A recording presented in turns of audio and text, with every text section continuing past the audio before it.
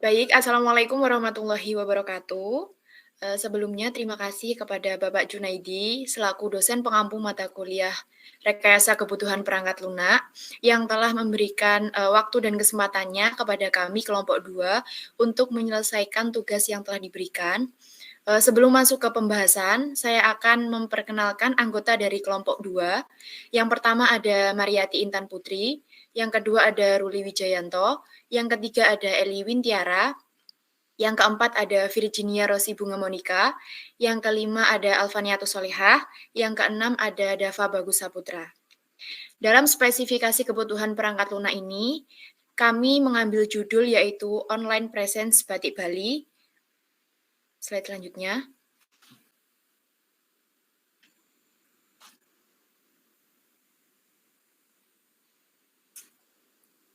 Nah, di dalam pokok pembahasan dari masalah yang dari kelompok 2 ini ambil, yang pertama nanti ada penjelasan mengenai deskripsi masalah, yang kedua ada deskripsi produk, yang ketiga ada karakteristik pengguna, yang keempat ada deskripsi rincian kebutuhan, dan yang terakhir ada dokumen lain.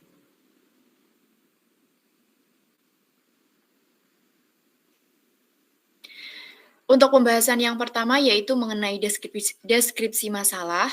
Untuk masalah yang pertama yang dihadapi oleh produsen industri batik Bali yang kami ambil yaitu media pemasaran masih tradisional, yaitu dari mulut ke mulut, di mana proses pemasarannya ini tidak dilakukan secara online.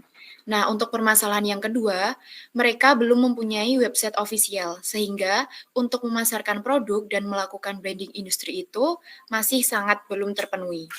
Untuk deskripsi masalah yang ketiga, ada sistem order masih berupa offline atau via lisan, dan deskripsi masalah yang terakhir yaitu branding industri yang masih kurang, di mana branding industri yang masih kurang ini akan mempengaruhi proses penjualan atau pemasaran produk yang telah dibuat.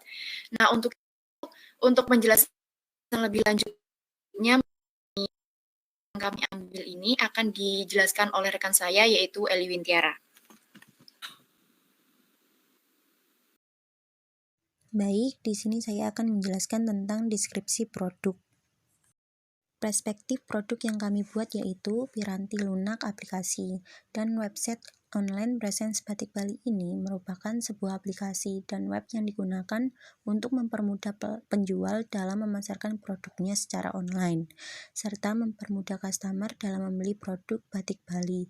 Aplikasi ini dapat menampilkan berbagai model batik Bali, serta menawarkan beberapa fitur yang digunakan untuk proses jual beli secara online, di mana user admin penjual dapat melakukan proses menambah, mengedit, menghapus barang, sedangkan user customer dapat melihat produk, menambahkan produk ke dalam keranjang, dan melakukan proses transaksi pembayaran melalui virtual account.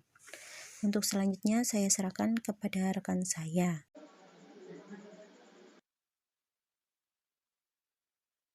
Oke, terima kasih untuk Mbak Tiara. Di sini saya akan menjelaskan deskripsi rincian produk, fitur dan fungsi aplikasi. Yang dimana kita membuat web yang ada fiturnya, yaitu ada fitur tamu, metode pembayaran, fitur keranjang, maps, dan checkout.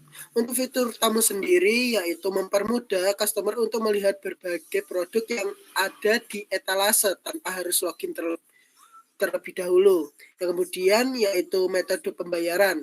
Memberikan pilihan metode pembayaran bagi customer yang ingin membeli batik tersebut. Yang ketiga yaitu fitur keranjang. Memilih produk yang akan dibeli customer. Yang nantinya fitur keranjang ini bisa memilih-milih lagi akan dimasukkan ke keranjang terlebih dahulu.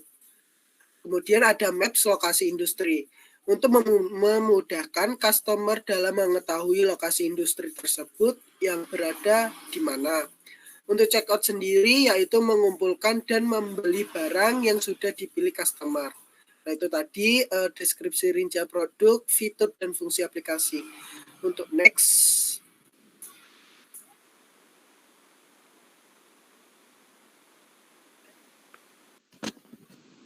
Baik, terima kasih. Untuk selanjutnya, saya akan menjelaskan tentang karakteristik pengguna kebutuhan perangkat pikir. Yang pertama ada admin.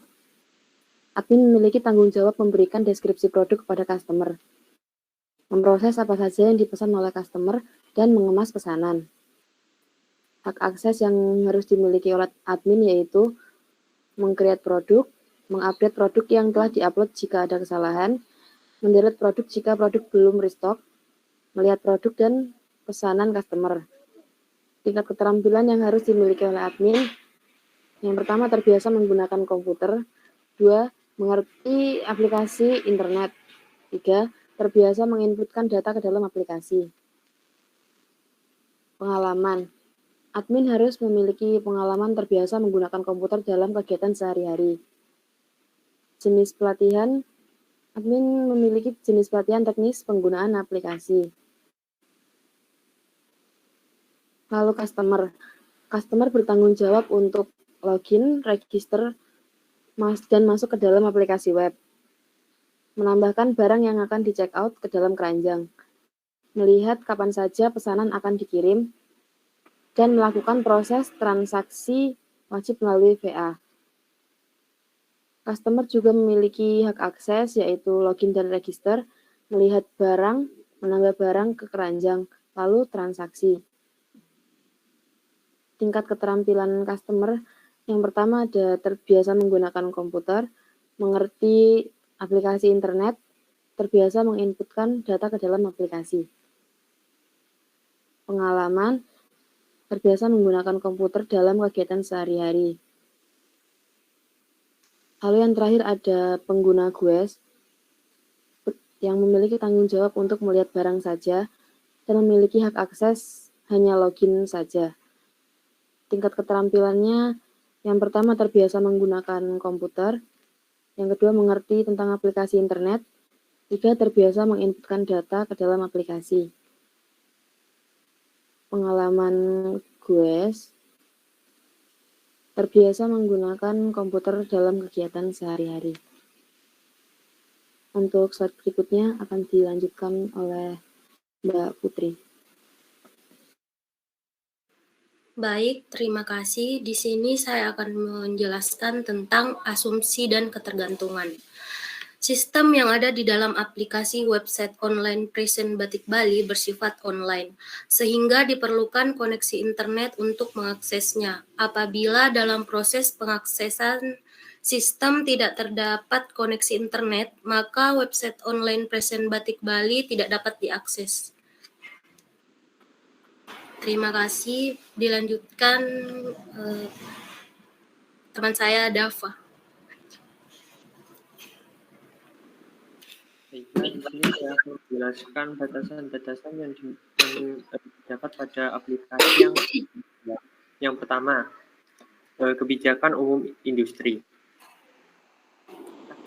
Customer dan user lainnya harus mematuhi kebijakan yang telah diterapkan oleh industri.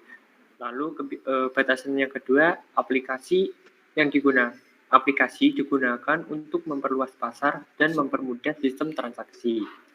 Dan yang ketiga, batasan yang ketiga yaitu aplikasi memiliki antarmuka yang baik dan memberikan informasi yang lengkap untuk mempermudah varian bagi user. Dan batasan yang keempat yaitu aplikasi digunakan di lingkup industri batik Bali karena aplikasi hanya digunakan untuk melakukan jual beli pada industri Bali. Dan yang terakhir yaitu aplikasi hanya dapat diakses melalui website karena untuk pada saat ini laman ofisial untuk melakukan transaksi jual beli hanya dapat dilakukan pada laman website saja. Terima kasih, sekian dari saya kembalikan. Untuk penjelasan selanjutnya, yaitu mengenai deskripsi rincian kebutuhan. Yang pertama ada antarmuka pemakai, yang kedua ada antarmuka perangkat keras, yang ketiga ada antarmuka perangkat lunak, dan yang terakhir ada antarmuka komunikasi. Untuk penjelasan yang pertama, yaitu kita akan membahas tentang antarmuka pemakai, di mana sistem online presence Batik Bali ini menggunakan antarmuka berbasis web. Keluaran dari sistem ini dapat langsung dilihat melalui monitor ataupun pada mobile. Pada menu awal akan menampilkan menu login untuk memberikan hak akses kepada pengguna. Kemudian, masuk pada menu tampilan produk yang akan terdapat produk dan juga deskripsi tentang produk batik Bali tersebut. Penjelasan selanjutnya akan disampaikan oleh rekan saya. Baik, terima kasih. Selanjutnya, saya akan menjelaskan tentang antarmuka perangkat keras. Harga 24.900 per bulan. Bandwidth unlimited, database unlimited, SSD disk space unlimited, domain gratis 175.000, add-on domain unlimited, lightspeed, memcache, kebutuhan perangkat keras klien, prosesor Intel Core i3, RAM 4GB, hard disk 500GB, FGA, NVIDIA GeForce 740M, mouse optik USB, keyboard USB QWERTY. Untuk selanjutnya, saya serahkan kepada teman saya, Ruli. Oke, terima kasih. Di sini saya akan menjelaskan antarmuka perangkat lunak. Yang fakta perangkat lunak untuk klien. Yang pertama ada jenis perangkat lunak, Windows 10, Internet Explorer, atau Mozilla Firefox, atau Google Chrome, Default, atau Safari, dan lain-lain. Untuk kebutuhan perangkat lunak server sendiri, ada Windows Server 2008, R2, Enterprise, terus ada browser Google Chrome terbaru, SQL Database XAMPP 1.7.2 dengan MySQL dan Apache. Terus client server. Next, mungkin bisa dilanjut oleh teman saya. Baik, terima kasih. Saya akan menjelaskan tentang antarmuka komunikasi. Aplikasi online presence Batik Bali ini memerlukan akses internet untuk mengakses aplikasi online presence Batik Bali. Jadi, untuk itu menggunakan jaringan WAN atau Wide Area Network. Terima kasih. Materi selanjutnya akan dilanjutkan oleh teman saya. Baik, di sini saya akan menjelaskan tentang deskripsi kebutuhan non-fungsional. Yang pertama ada P-formasi. Proses penjualan secara online kini menjadi semakin mudah dikarenakan kegiatan penjualan dan pemasaran produk yang bisa diakses di mana saja dan kapan saja. Selain itu, proses pembelian produk juga terkomputerisasi sehingga membuat data produk semakin mudah diolah dan tentunya akan mempermudah customer dalam memilih dan membeli produk secara bebas. Yang kedua ada batasan memori.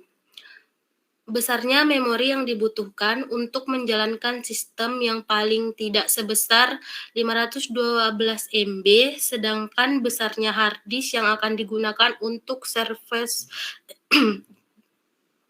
besarnya hard disk yang akan digunakan adalah untuk server database diperlukan 10 TB. Baik, terima kasih. Materi selanjutnya akan dilanjutkan oleh rekan saya. Terdapat pula atribut kualitas perangkat lunak. Kriteria kualitas perangkat lunak tersebut. Yang pertama yaitu keandalan. Dari keandalan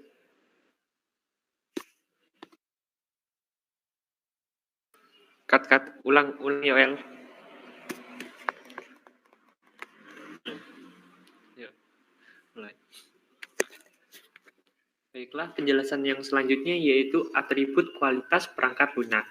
Pada perangkat lunak yang kami memiliki beberapa kualitas pendukung. Yang pertama yaitu keandalan.